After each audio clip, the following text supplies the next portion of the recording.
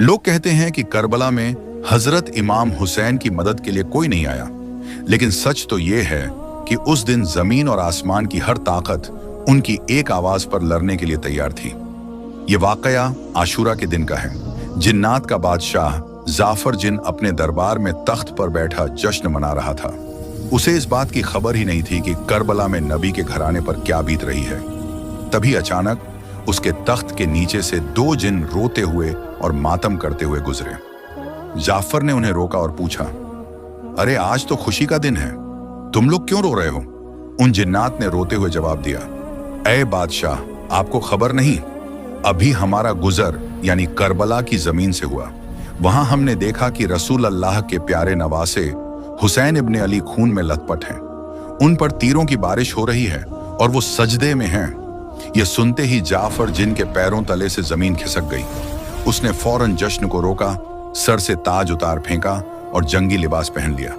उसने अपनी तलवार निकाली और जिन्नात के एक बड़े लश्कर को लेकर हवा से भी तेज रफ्तार में करबला की तरफ दौड़ा। जाफर कहता है, जब मैं करबला की फिजाओं में पहुंचा तो मैंने एक अजीब मंजर देखा। वहां सिर्फ यजीदी फौज नहीं थी, बल्कि आसमान से लेकर जमीन तक फरिश्ते, अंबिया और जिन्नात की कतारें खड़ी थीं। वो सब अपनी बारी का इंतजार कर रहे थे कि इमाम हुक्म दें तो वो दुश्मनों को खत्म कर दें। भीड़ इतनी थी कि जाफर को रास्ता नहीं मिल रहा था। तभी इमाम हुसैन ने नजर उठाई और पुकारा, जाफर मेरे पास आओ। जाफर जिन रोते हुए इमाम के कदमों में गिर गया और अर्ज की, आका मेरे पास जिन्नात की बहुत बड़ी फौज है, मुझे इजाजत दें, मैं पलक झपकते ही इन यजीदियों को राख कर दूंगा, इनका नामो निशान मिटा दूंगा। मगर इमाम हुसैन ने बड़े ही सुकून से फरमाया, नहीं जाफर, रुक जाओ।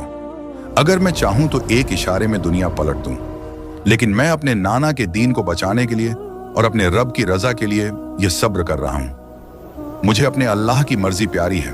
तो दोस्तों, याद रखना, करबला में इमाम हुसैन बेबस नहीं थे। कायनात की हर ताकत उनके हाथ में थी, लेकिन उन्होंने तलवार नहीं उठाई ताकि इस्लाम जिंदा रहे। करबला का यह मंजर बताता है कि जीत हथियार की नहीं बल्कि सब्र की होती है। अगर आपके दिल में भी इमाम हुसैन के लिए मोहब्बत है तो कमेंट में या हुसैन जरूर लिखें, और ऐसे ही इस्लामिक वाकयात के लिए चैनल को अभी सब्सक्राइब करें।